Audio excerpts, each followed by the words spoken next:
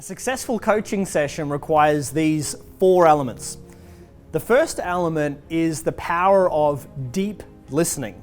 Now, I wonder if you've ever been in a conversation with someone before where you can tell they're not listening. Or even worse than that, you've been in a conversation with someone where you just needed to kind of get something off your chest. You needed to feel understood. You wanted to feel heard. And you really wanted someone to listen to you. And instead of listening to you, what they did was they gave you solutions really quick. Now, a lot of people do this because they're just trying to help. I used to do it as well. I used to say, well, here, what about this? What about this? Here, these are the ideas that you can do. Now, whilst this comes from a good intention, what it removes is this very important space to listen to someone. The outcome of listening to someone, and especially in a coaching session, is to allow the person that you're listening to have an experience of feeling heard. We all have this need to feel heard, to feel understood, to feel like someone gets us. Not that someone's sitting there, with a pen and paper and kind of criticizing, oh yeah, you kind of seem a little bit broken, in that judging kind of manner. That's not going to help. It's to go human to human, heart to heart, and to connect with someone and to truly, deeply listen to them so they feel heard and so they feel understood. It's the first one. The second element is the power of validation.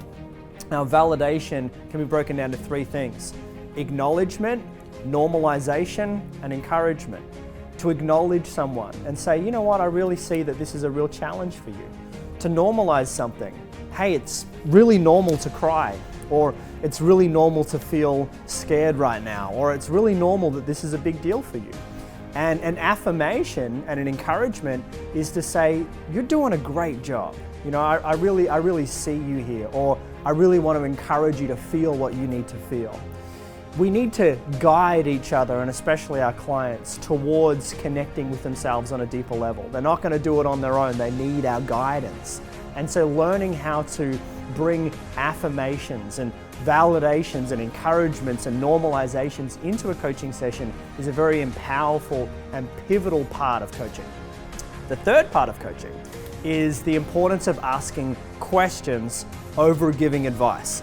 Now, the reason why this is so important is because if I'm sitting down with a client and if I work out in my mind, yeah, I pretty much know the solution, or I know what the problem is.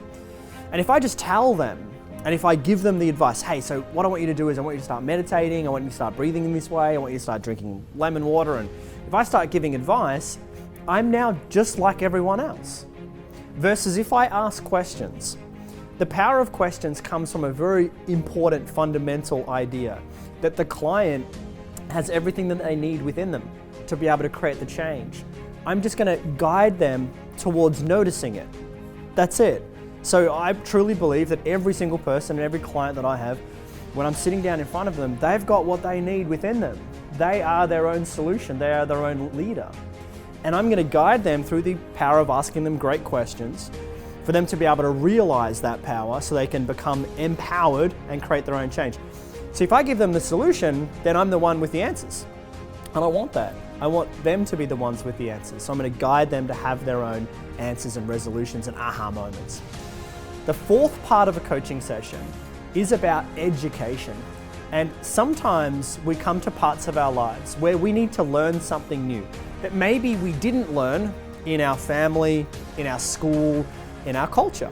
And so I'll give you an example of something that is important for all of us to know, is that if we don't prioritize ourselves, no one will. It comes down to us to put ourselves first. And this is a decision that all of us need to make, is am I going to start to prioritize myself and take self-care? Am I going to start to nurture myself and allow myself to be nurtured? And sometimes this is a bit of a conversation, right? It's not about giving advice, it's like a chat. It's like, hey, well, let's have a bit of a chat about what it means to actually put yourself first. Now, sometimes when I talk with a client and I say, a lot of people think that it's selfish to put themselves first, but I think actually it's one of the most important things we can do is to prioritize our need and requirement to nurture ourselves and to put ourselves in nurturing environments. And there's times when I'm with clients and I'll go, wow, I never thought about it that way. And then we'll then go back to questions, and maybe then it's validation time, and then it's maybe listening time. So the 4 major elements of any successful coaching session are to listen deeply, to validate, to ask great questions, and also to educate. I trust that this has been useful for you if you're someone that's exploring coaching and you want to find out more about how to become a coach. If you loved this, then I'd love to invite you to go ahead and click the link below. You'll head over to another page where I'd love to invite you along to a 2-day coaching challenge that's all about how you can develop your skills to become a successful coach. It's completely free. I look forward to seeing you on the other side.